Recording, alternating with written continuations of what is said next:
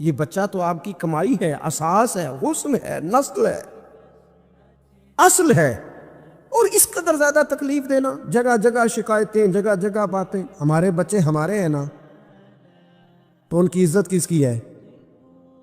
کیوں ہم گلی گلی اپنے بچوں کی رسوائی کرتے ہیں؟ کیوں کمزوریاں؟ اور جن کو ہم خیر خواہ سمجھ کے بتا رہے ہوتے ہیں نا، وہ آگے جا کے مزے لے لے کے بتاتے ہیں۔ تو نقصان کس کا ہوا؟ ہمارا، ہمارے قبیلے کا، ہمارے گھر کا۔ یہ دیکھیے ذرا، حضرت عمر رضی اللہ تعالیٰ عنہ مزاج کے لحاظ سے سخت ہیں۔ ایک نوجوان آیا، اس نے آ کے رونا۔ یہ پہلو آپ نے ضرور یاد رکھنا ہے میرے سیدنا فاروق اعظم کا، ہمارے امام، ہمارے قائد، ہمارے لیڈر، رہنما، مقتدی حضرت فاروق اعظم رضی اللہ۔ یہ انداز ضرور یاد رکھیے گا۔ حضرت عمر فاروق کا یہ طبقات ابن سعد میں موجود ہے۔ نوجوان آیا اور آ کے رو ہی پڑا۔ حضرت عمر نے اس کو روتے دیکھا تو فرمایا بیٹا کیا ہوا؟ کہنے لگے حضور فلاں علاقے کے فلاں گورنر صاحب کا مسئلہ ہے، حضور مجھ سے غلطی ہو گئی تھی، میں شراب پی بیٹھا تھا، انہوں نے مجھے درے بھی مارے ہیں، پھر انہوں نے لوگوں سے کہا اس کے ساتھ میل ملاپ چھوڑ دو، کوئی اس سے بات نہ کرے، حضور مجھ سے غلطی ہو گئی، میں مانتا ہوں، پر اتنی اذیت، اتنی تکلیف، جب مجھے سزا مل گئی، کوڑے لگ گئے، تو پھر یہ الگ سے جو سزائیں مجھے دی گئیں، یہ میں حضرت عمر کی بات کر رہا ہوں۔ میں نے جب یہ پڑھا تھا تو میں رو پڑا تھا۔ حضرت فاروق اعظم نے اس نوجوان کی بات سنی، سنو میں کیا کہہ رہا ہوں، اس گناہگار کی بات سنی، اس گناہگار کی بات سنی تو حضرت عمر رو پڑے اور فرمایا بلاؤ نا ان گورنر صاحب کو، وہ بھی بڑے سمجھدار، باوقار، بڑے آدمی تھے، بلایا اور بلا کے فرمایا آپ کا اس جرم پر غصہ بالکل ٹھیک، لیکن آپ کو کس نے اجازت دی کہ آپ اسے اتنی تکلیف دیں؟ آپ نے کوڑے مار لیے جو سزا بنتی تھی، اور پھر آپ نے کیوں کر کے لوگوں سے کہا اس سے ملنا جلنا چھوڑ دیں؟ فرمایا اب میں آپ کو حکماً کہتا ہوں، اگر آج کے بعد آپ نے کوئی ایسا کام کیا تو میں آپ کو سزا دوں گا۔ فرمانے لگے آپ نے کہا تھا نا لوگ ان سے ملے جلے نہ، فرمایا اب آپ ہی لوگوں سے کہیں ان سے ملاقات شروع کریں۔ جب انہوں نے توبہ کر لی، اپنا گناہ مان لیا، جب اقرار کر لیا، معافی مانگ لی، اب سزا کا کیا معنی ہوا؟ اب تکلیف کا کیا معنی ہوا؟ سیدنا فاروق اعظم رضی اللہ تعالیٰ عنہ فرمانے لگے اگر یہ سچی توبہ کر لے تو پھر تو ان کی گواہی بھی قبول کی جائے۔ لوگ تبصرے کر رہے ہوتے، تکالیف دے رہے ہوتے، آزمائشوں میں ڈال رہے ہوتے، طرح طرح کی باتیں سنا رہے ہوتے، خدا را یہ نہ کرے، پیار کرے، محبت کرے، کسی کا دکھ بانٹے۔ کئی دفعہ نا ہمارے کہہ دینے سے کسی کا مسئلہ حل ہو جاتا ہے، دو جملے بول دینے سے کسی کا مسئلہ، لیکن ہم نے بھی ایک پکا جملہ پکڑا ہوا ہے کہ سانو کی لگے، میرا کی فائدہ، میں کیوں کراں؟ او بھائی میرے ابا جی کہا کرتے تھے کبھی کبھی نہ پڑوسیوں کے گھر کی آگ اس لیے بھی بجھا دینی چاہیے کہ وہاں نہ بجھی تو کہیں ہمارے گھر بھی نہ آ جائے، اس نیت سے کسی کا مسئلہ حل کر دو۔ لیکن لوگ یہ بھی کرنے کو تیار، مفاد پرستی بڑی عام ہو گئی ہے، خود غرضی بڑی عام ہو گئی۔ ہمارے ہاں لوگوں کو سکھا دیا گیا ہے کہ اپنا نفع پورا کرو جیسے بھی ہوتا ہے۔ اچھی طرح سمجھ لینا، کسی کے بچوں کا حق چھین کے اپنے گھر میں لاؤ گے تو کبھی روشنی نہیں ہوگی، کسی کا گھر لوٹ کے اپنے گھر لاؤ گے تو پیسے تو آ جائیں گے، ہو سکتا ہے مہنگی مہنگی چیزیں بھی آ جائیں، پر سکون نہیں آئے گا، اطمینان نہیں آئے گا۔ یہ کیسے ہو سکتا ہے کوئی تیری وجہ سے روئے اور تو ہنسے؟ یہ ممکن نہیں ہوتا۔ وَمَا أَصَابَكُم مِّن مُّصِيبَةٍ فَبِمَا كَسَبَتْ أَيْدِيكُمْ، اللہ فرماتا ہے تمہیں جو مصیبتیں پہنچتی ہیں تمہارے ہاتھوں کی قسم کی وجہ سے پہنچتی ہے۔ وَيَعْفُو عَن كَثِيرٍ، بہت ساری باتیں تو اللہ معاف کر دیتا ہے۔ میرے عزیز تھوڑا سا نہ دیکھیں کہ ہم کسی کی تکلیف میں کتنی آسانی کر سکتے ہیں، اس کی پریشانی کو کتنا دور کر سکتے ہیں۔ ہمارے کردار ادا کرنے سے کسی کو کیا فائدہ ہو سکتا ہے؟ جو دکھوں میں گھرے ہوئے لوگ آئے نا، ان پر توجہ کرو۔ جو آزمائشوں میں ڈوبے ہوئے لوگ آئے، ان پر توجہ کرو۔ ہمارے رشتہ داروں میں، ہمارے دوستوں میں، ہمارے محلے داروں میں، ہمارے جاننے والوں میں بہت سارے لوگ ایسے ہوتے ہیں جن پر آزمائشیں آتی ہیں، وہ تڑپ تڑپ کے ان کا مقابلہ کرتے ہیں، لیکن ہم آگے بڑھنے کے قابل ہوتے ہیں، بازو تھام سکتے ہیں، تسلی دے سکتے ہیں، ہم توجہ نہیں کرتے۔ حضرت عبداللہ ابن عباس رضی اللہ تعالیٰ عنہ مسجد نبوی میں اعتکاف بیٹھے تھے، امام بہقی روایت لائے۔ آپ نے دیکھا ایک صاحب نا مسجد نبوی شریف میں تشریف لائے اور ایک کونے میں بیٹھ کے نا تو بڑی پریشانی سے انہوں نے گردن جھکا لی۔ تو حضرت عبداللہ ابن عباس ان کے قریب گئے اور جا کے کہا، میاں کیا بات ہے، کیوں پریشان ہو؟ تو اس بیچارے کی آنکھوں میں آنسو آ گئے، رو کے کہنے لگے، مقروض ہوں، ایک وعدہ کر لیا تھا کہ آج پیسے لوٹاؤں گا، آج میرے پاس رقم نہیں بنی، اب وہ صاحب آئیں گے اور پھر مجھے سخت جملوں سے نوازیں گے، تکلیف میں ہو۔ مقروض بیچارہ قیدی ہوتا ہے۔ فوراً حضرت عبداللہ ابن عباس حضور علیہ السلام کے چچا کے صاحبزادے، میرے کریم محبوب کے عظیم سے آبی حضرت عبداللہ ابن عباس فرمانے لگے، میں اگر چلوں تو تیرا مسئلہ حل ہوتا ہے؟ میں کہا حضور کمال ہو جائے گی۔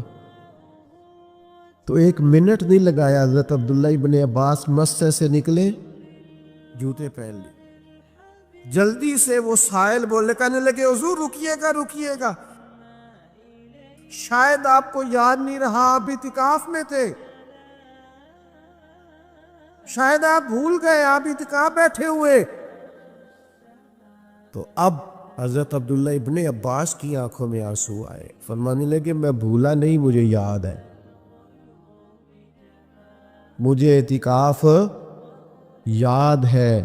اور پھر حضور کی قبر نور کی طرف اشارہ کر کے کہنے لگے، ابھی زیادہ دیر نہیں ہوئی کہ میں نے اس مزار میں آرام فرما محبوب سے خود سنا ہے کہ جو کسی بھائی کی مشکل میں اس کے لیے آسانی کر دے گا، اللہ 10 اعتکاف کرنے سے زیادہ ثواب عطا کرے گا۔ تو ایک کا ثواب لوں کہ 10 کا لوں؟ میں تیرے ساتھ چلتا ہوں تاکہ مجھے بڑے اعتکاف کا ثواب ملے۔ یہ وہ تعلیمات ہیں جو نبی کریم نے عطا کی ہیں، یہ وہ تعلیمات ہیں۔ اتنی بڑی تعداد میں آپ آئے ہیں، اتنے سارے لوگوں میں سے اگر ہم چند بھی بدل جائیں کہ آج کے بعد ہم اپنا رویہ بدلیں گے، لب و لہجہ بدلیں گے، انداز بدلیں گے، ہم اپنے ذاتی اخراجات کو تھوڑا سا کم کریں گے۔ آج کل مسئلہ ضروریات کا نہیں، خواہشات کا ہے۔ کھانا تو سب کیا چلتا ہے، لیکن مسئلہ یہ ہے کہ اچھا کھانا پکا بھی ہو تو رات کو فاسٹ فوڈ کھانا ہے، کپڑے بہترین ہیں، پھٹے نہیں، کچھ بھی نہیں، لیکن یہ کہ ڈیزائن بدل گیا ہے، لیکن یہ کہ میں پہلے بھی پہن کے فلاں جگہ پہ گیا تھا، لیکن یہ کہ وہ کیا کہے گا کہ اس کے پاس ایک ہی جوتے ہیں، ساری زندگی بندے راضی کرنے پہ لگا دی اور وہ پھر راضی نہیں ہوئے۔ کچھ ٹائم لگا رب رسول کو راضی کرنے پر، کچھ دیر کے لیے اللہ کی رضا والے کام بھی کر، تو تھک گیا ہے بندوں کو مطمئن کرتے کرتے، کچھ نہیں بنا۔ کچھ لوگوں کو شوق ہوتا ہے نا، میں مشہور ہو جاؤں، میرا نام ہو جائے، تو آپ جتنی مرضی تصویریں کھینچ لیں، نہیں مشہور ہو سکتے۔ یہ تبھی ہوگا جب کریم چاہے گا۔ ان الذین آمنوا وعملوا الصالحات سیجعل لهم الرحمن ودا۔ رب کہتا ہے جو ایمان لانے کے بعد نیک عمل کریں گے، میں لوگوں کے دلوں میں محبت پیدا کر دوں گا۔ یہ کوئی وجہ ہوتی ہے، یہ کوئی حکمت ہوتی، یہ کوئی سبب ہوتا ہے۔ اللہ تعالیٰ ہمیں معاف کرے اور ہمارے حال پہ رحم کرے، ہم اس کے بڑے عاجز بندے ہیں، لیکن لوگوں سے نہ عزتیں چاہے، ایسے کام نہ کریں۔ آج کل آپ یقین کریں بعض وضعدار لوگ بھی سوشل میڈیا پہ وہ حرکتیں کرتے ہیں مشہور ہونے کے لیے جو چہرہ دیکھ کے لگتا ہے کہ یار تجھے تو یہ زیبا نہیں تھا، تجھے تو یہ نہیں کرنا چاہیے تھا۔ خدا مجھے ایسی خدائی نہ دے کہ اپنے سوا کچھ دکھائی نہ دے۔ اپنے آپ کو بدلنا، اپنے اندر تبدیلی، ایسا ہونا چاہیے، مومن کی شان ہونی چاہیے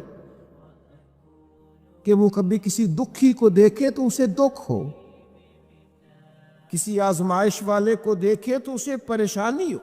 مومن کا دل نرم ہونا چاہیے، وہ کسی شخص کی طرف دیکھے تو اسے احساس پیدا ہو۔ یہ کیا بات ہوئی کہ وہ جناب ساری آزمائشیں دیکھتا رہے، دکھ دیکھتا رہے اور اپنی موج میں بھی لگا رہے؟ تھوڑا سا دیکھیں قبیلہ مدر کے کچھ لوگ نا، یہ نسائی شریف میں حدیث موجود ہے، قبیلہ مدر کے کچھ لوگ حضور کی بارگاہ میں آئے تھے،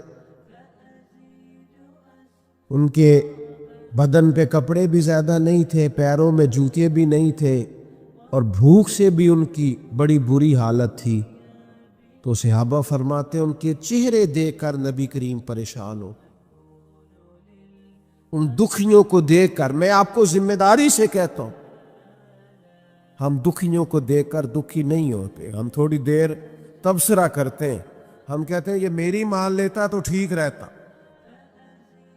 بجائے اشک شوئی کرنے کے تبصرہ کرتے، انٹرویو کرتے، بار بار بیک گراؤنڈ کی طرف معاذ اللہ بھاگتے، یہ ڈھونڈو تلاش کرو مسئلہ کیا ہے۔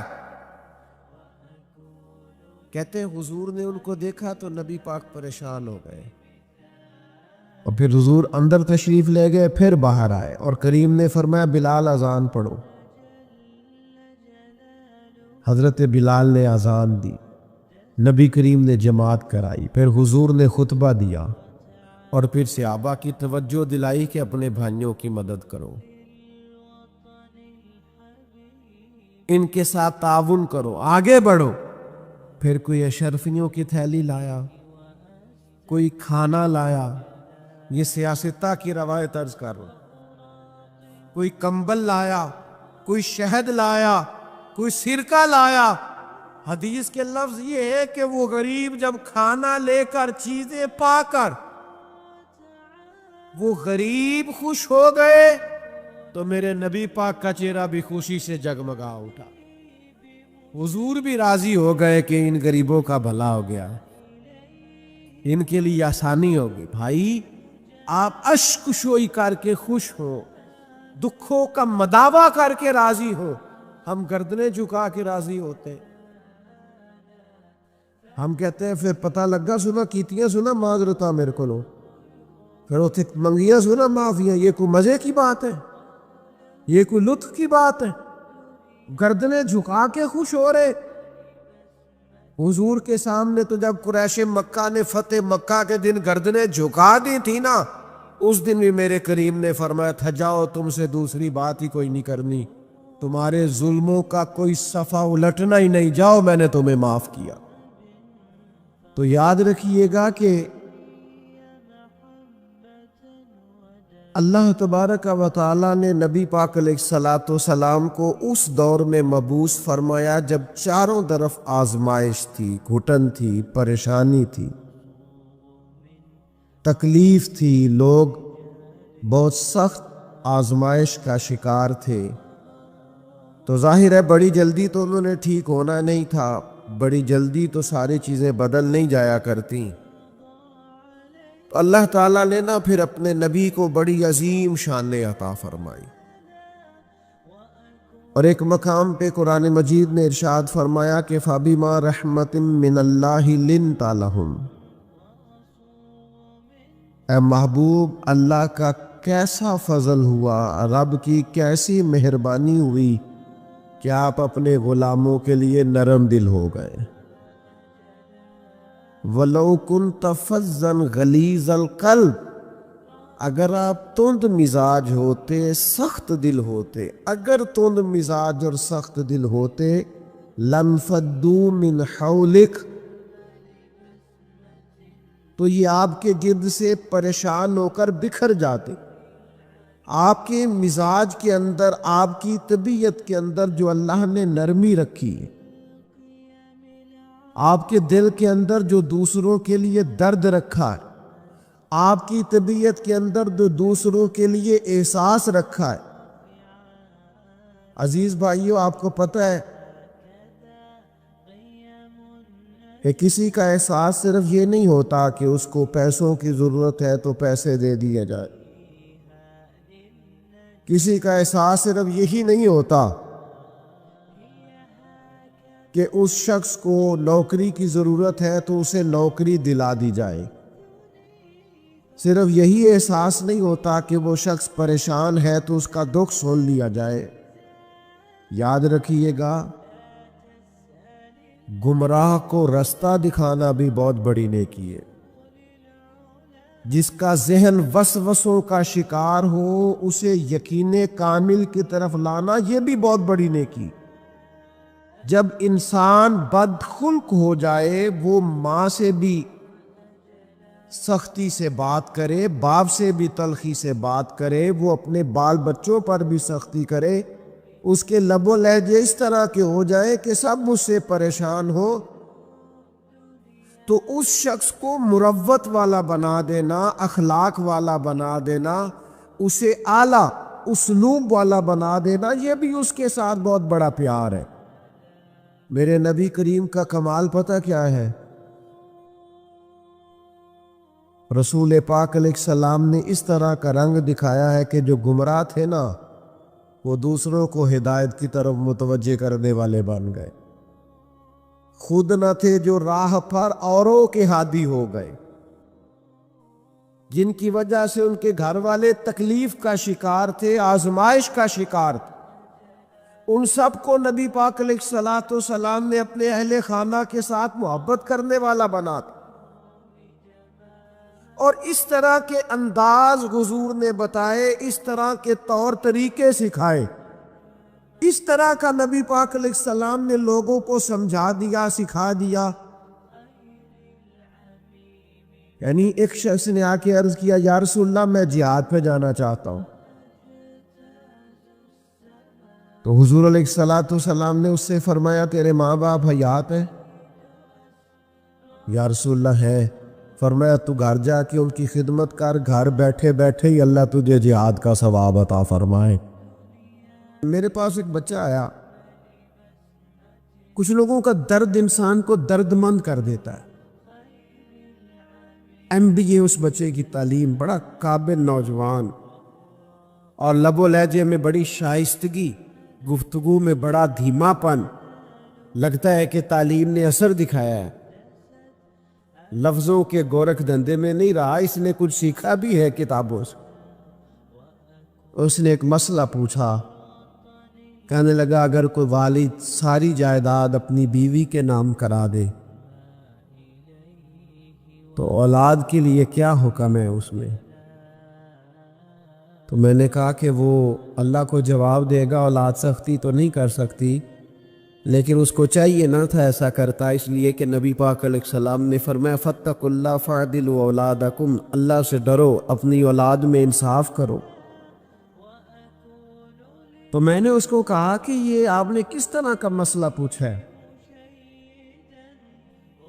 کوئی شخص اپنی ساری جائیداد کسی کی بیوی کے نام کرا دے، تو میں نے کہا کہ جو اس کی بیوی ہوگی وہ آپ کی اماں بھی تو ہوگی نا۔ شائستہ نوجوان تھا، اچھا تھا، وہ میری بات کا غصہ کر گیا، کہنے لگا، آپ سے تو امید نہیں تھی کہ آپ پوچھیں گے، آپ نے بھی پوچھ لیا۔ تو مجھے احساس ہوا کہ یار نہیں پوچھنا چاہیے تھا۔ میں نے کہا، یار آپ تو بڑے ناراض ہو گئے، میں اگر آپ کو ایسی بات ہے تو معذرت کرتا ہوں۔ تو وہ شخص رونے لگ گیا، اور جب اس نے بات سنائی تو اس بیچارے کا وجود کہاں پر تھا، کہنے لگا، ابا نے پچھلی عمر میں شادی کر لی ہے۔ تو میں نے کہا اس کو اللہ رسول اجازت دیتے ہیں؟ تو آپ کہنے لگا جی وہ تو بات ٹھیک ہے، پر کچھ ایسی باتیں سامنے آئی ہیں کہ جو سامنے نہیں آنی چاہیے تھی۔ حضرت جی میں جوان ہوں، میں 10-12 لوگوں میں اٹھتا بیٹھتا ہوں، میرے والد کی بات کھلی ہے اور پتہ نہیں کیا معاملہ تھا، پہلے بڑا کچھ نام کرا کہ اس نے نکاح کیا ہے، پر اب میں کدھر جاؤں؟ میرا گلی میں کھڑا ہونا مشکل ہو گیا۔ مجھے کوئی کہتا تو کچھ بھی نہیں، لیکن جب لوگ دیکھتے ہیں نا میری طرف، جب لوگ میری طرف تو مجھے احساس ہوتا ہے کہ ان کی نظروں میں سوال ہیں، مجھے لگتا ہے کہ ان کی ذہنوں میں بہت ساری باتیں چھپی ہوئی۔ کچھ نکاح ہوتا تو بات اور تھی، کچھ ایسی باتیں سامنے آئی ہیں جو آنی، میں نے اسے معذرت بھی کی، اسے تسلی بھی دی، اور جو میرے سے ممکن ہو سکتا تھا میں نے اس کو کہا۔ لیکن اس نوجوان کے جانے کے بعد اس کی رستوں کو بھی میں دیکھتا رہا تو میں سوچنے لگ گیا یار دنیا میں ہمارا راز کھل جائے تو اتنا مشکل ہو جاتا ہے، تو جب قیامت میں راز کھلے گا؟ دنیا میں دیکھیں نا، ہمارے ہاں لوگ اگر برا جانتے بھی ہیں تو وہ الا ماشاء اللہ معاذ اللہ غیبت کرتے ہیں، سامنے آ کے بات، یہی مزاج ہے نا معاشرے کا کہ لوگ بہت بڑا ظلم کرتے ہیں، اپنی جان پر غیبت کرتے ہیں، سامنے آ کے بات، تو قیامت میں تو ہر چیز سامنے ہوگی، ہر چیز سامنے آ جائے، کھل کے بات سامنے آئے، کس نے کیا کیا، اپنے عہدے کے ساتھ جس جگہ وہ بیٹھا تھا اس منصب کے ساتھ اس نے کتنی وفا کی یہ بھی پتہ چلے گا، کتنا دھوکہ دیا یہ بھی خبر ہوگی۔ بہت سارے لوگ جعلی ڈگریاں لے کے نہیں بیٹھے ہوئے، لے لیا نا عہدہ، ان کی تنخواہ جائز ہے ان کے لیے، بولے تو یہ راز کھولے گا کہ نہیں کھولے گا قیامت کے؟ حد ہو گئی اس ملک کے اندر کہ یہ 1 درجن بندے کی بات نہیں، یہ 1.5 درجن بندہ نہیں، یہ تو کیا بتائیں۔ اور ہم دنیا میں اپنا کون سا منہ لوگوں کے سامنے کریں کہ یہ ایک لائن ہے لمبی، ڈگری جعلی، کاغذ کے ٹکڑا لیا تو وہ بھی جعلی۔ میرے عزیز یاد رکھے اور ضرور اس پر غور کریں، یہ چیزیں جب قیامت میں کھلیں گی تو مسائل پیدا کرے، اور اللہ کہتا ہے میں کھولوں گا، میں یہ تمہاری چیزیں، جو ٹیچر، جو ڈاکٹر، جو کلرک، جو بیوروکریٹ 2 سال کی چھٹی لے کے سیر کرنے چلا جاتا ہے اور وہاں لکھ کے دے جاتا ہے کہ مجھے بخار چڑھا ہوا ہے، میں تو بڑا سخت بیمار ہو گیا ہوں، تو میرے اندر کا سارا نظام گڑبڑ ہو گیا، دوائی لینی ہے، ٹھیک ہے چھٹی مل گئی، قانون میں کمزوریوں کا فائدہ اٹھایا، تو جب قیامت میں راز کھلے گا یہ تو سیر کرنے گیا تھا، موج کرنے گیا تھا۔ یہاں تو لوگ نوکری لے کے خوشحال ہو جاتے ہیں، کہتے ہیں جی اللہ کا بڑا فضل ہے میں 2 گھنٹے جاتا ہوں۔ میں نے کہا فضل نہیں، یہ آزمائش ہے، یہ شرم والی بات ہے جو دلیری سے تو کہہ رہا ہے، یہ شرم حیا والی بات ہے۔ تو 8 گھنٹے کی، میں نے پہلے بھی بتایا تھا، محدث اعظم پاکستان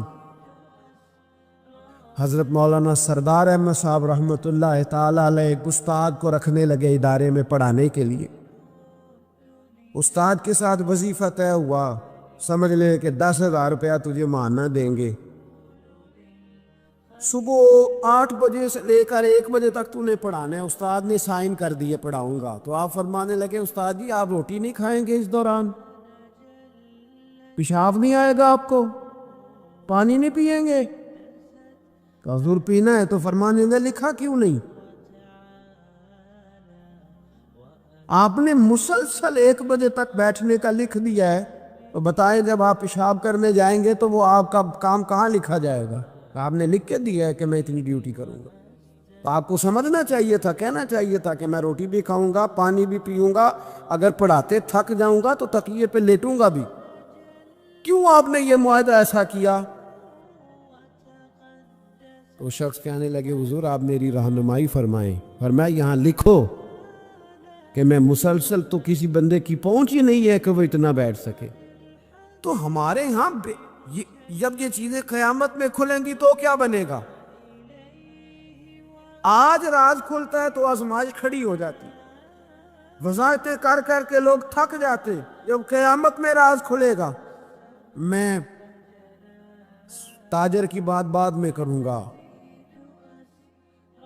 میں سیاستدان کی بات بعد میں کروں گا، میں پہلے پیر صاحب کی بات کرتا ہوں، پہلے علامہ صاحب کی بات. میں اپنی ذات سے شروع کرتا ہوں. ایک شخص پیر بن کے بیٹھ گیا، علامہ صاحب درویش مصلح بن کے بیٹھ گیا. لوگوں نے اپنی عقیدتوں کی جبین اس کے سامنے جھکائی. لوگ کئی راتیں اس کے سامنے ہاتھ باندھ کے کھڑے رہے. اس کے لیے لوگوں نے محبت کے سارے تقاضے پورے کیے، اپنی جیب کاٹ کے اس کی خانقاہ کو چلایا، اپنی جائز کمائی اس کے ہاتھ پہ رکھ کے لوگوں نے ایک ادارہ چلانے کے لیے اسے کہا. لوگوں نے اس کی گاڑی کو چوما. میں لاہور میں تھا چند دن پہلے، تو گٹر کے اندر گاڑی کا ٹائر چلا گیا. تو میں نے بچے سے کہا کہ کوئی ایسی چیز منگائی جائے، کوئی لکڑی ایسی ہو جائے جو پیچھے رکھی جائے تو گاڑی کو پیچھے موڑیں گے. آپ یقین کریں 5-6 لوگ دوڑے آئے. انہوں نے کہا ہم اٹھاتے ہیں، آپ گاڑی پیچھے کریں. تو میں نے کہا کپڑے بھر جائے. کہنے لگے حضرت صاحب چھوڑیں، کپڑے بدل بھی جائیں گے. ہمیں اللہ نے موقع دیا. تو ان لوگوں کے منہ تک وہ پانی جا رہا تھا، لیکن وہ گاڑی اٹھا رہے تھے. تو ہم لوگوں نے حساب نہیں دینا ان عقیدتوں کا، ان محبتوں کا جواب نہیں دینا. اتنی عقیدت کو شخص کرے کہ وہ گندا پانی منہ تک لے جانا پسند کرے، یہ شخص نیک ہے تو میں نے اس کی نوکری کرنی ہے. تو اگر وہ شخص جھوٹا ہو، اگر وہ شخص بنا ہوا ہو، اگر وہ اپنا قد اونچا کرنے کے لیے مذہب کا نام استعمال کر رہا ہو، مذہب اس کا مشن نہ ہو، بلکہ مذہب پیسے کمانے کے لیے اس نے اختیار کیا ہو، دولت اکٹھی کرنے کے لیے، تو آج تو چلو ٹھیک ہے، لوگ بیچارے عقیدتوں اور محبتوں کا خراج دیتے رہیں گے. لیکن وَحُصِّلَ مَا فِي الصُّدُورِ، جب قیامت میں پردہ کھلے گا، قیامت میں پردہ کھلے گا. میں نے کہا تھا کچھ جمعے پہلے، پھر بات دہراتا ہوں. ایک درویش شخص ہیں، وہ کہتے ہیں میں زندگی میں کبھی نہیں کام پا، پر ایک طوائف مجھ پہ راشا طاری کر گئی. طوائف کہتے ہیں میں نے جبہ کبہ پہنا تھا، طوائف میرے پاس سے گزر رہی تھی. تو میں نے اس کو کہا کہ بچے باز آ جا، اللہ اللہ کیا کر، چھوڑ دے. تو اس نے نقاب آگے کر لیا. کہنے لگی بابا میں تو آپ کی بات پر عمل کروں گی، پر ایک جملہ کہنے کی اجازت ہے؟ تو میں نے کہا بیٹی کہہ لو. تو کہنے لگی بابا میں تو جو نظر آ رہی ہوں نا وہی ہوں، جو نظر آتی ہے وہی کہلاتی ہوں. تو بتا تو جو کہلاتا ہے وہ جو نظر آتا ہے وہی کہلاتا ہے کہ کچھ اور بھی ہے؟ تو کہلاتا کچھ ہے اور بنا ہوا ہے کچھ اور. تو بھی دیکھ کے تو وہی ہے جو تو کہلاتا ہے. کیا حساب نہیں دینا لوگوں نے؟ باہر نہیں آئیں گی یہ ساری چیزیں؟ اتنا بڑا دھوکہ، اور کوئی چیز نہیں ملی استعمال کرنے کو. جب الیکشن آیا تو اسلام زندہ باد،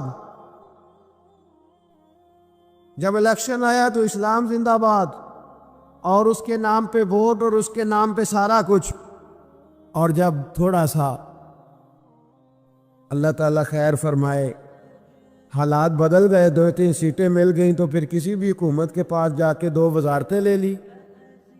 میرے پاس بھی لوگ آتے رہتے ہیں. ہماری قوم کو سب کو سیاستدان بنا دیا گیا ہے. اس طرح سیاستدان کا کوئی پتہ نہیں نا کس پارٹی کا ہے. اس طرح عوام کا بھی اب یہ سارا نفاق ان لوگوں نے برپا کیا ہے. یہ ان لوگوں نے لوگوں میں بات اچھالی ہے. لوگ بھی اس کو بھی کہہ دیتے ہیں تیرے ساتھ ہیں، اس کو بھی کہہ دیتے ہیں. کیا کریں؟ ان کے شر سے بچنے کے لیے ایسا کر، ورنہ شر پھیلاتے ہیں. ایک صاحب میرے پاس آ گئے، اب جب آپ کے پاس کوئی شخص آتا ہے تو آپ دروازہ تھوڑی بند کر سکتے ہیں، آ گئے ملنے کے لیے، انہوں نے آ کے نہ موبائل نکالا، کہنے لگے 100 سے زیادہ تقریریں ہیں آپ کی تقریر سنے بغیر میں سوتا نہیں، آئے سیاسی مقصد کے لیے، میں آپ کی تقریر سنتا ہوں۔ میں نے کہا اللہ آپ کو جزائے خیر دے، مجھے تو پوری دنیا سے لوگ کہتے ہیں تقریر سنتا ہوں، چلے مہربانی ہے، مجھے تب فائدہ جب کوئی تقریر سن کے اثر بھی کرے، تو چلے خیر آپ کہہ رہے ہیں تو اچھی بات ہے۔ انہوں نے اس پر اور تھوڑا زور دینا شروع کیا، تو کئی دفعہ نا تکلیف ہوتی ہے کہ یار آپ کیا سمجھتے ہیں سامنے والا پاگل ہے، بیوقوف ہے، اور جو ساتھ لے کے آنے والے ہوتے ہیں وہ بھی خیال نہیں کرتے ہم کیا کہہ رہے ہیں، آپ پاگل سمجھ رہے ہیں سامنے والے کو کہ آپ جھوٹی تعریف کریں گے سامنے والا مان جائے گا۔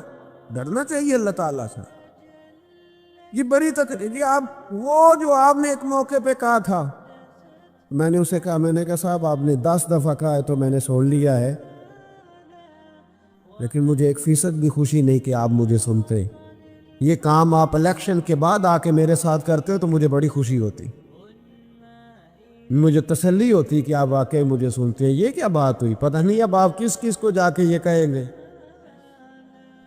کس کس کے ساتھ آپ یہ زاویہ نگاہ لگائیں گے، جو تجھے دیکھ کے پھر کسی اور کو بھی دیکھے، جو تجھے دیکھ کے پھر کسی اور کو بھی دیکھے، تماشائی ہے وہ طالب دیدار نہیں۔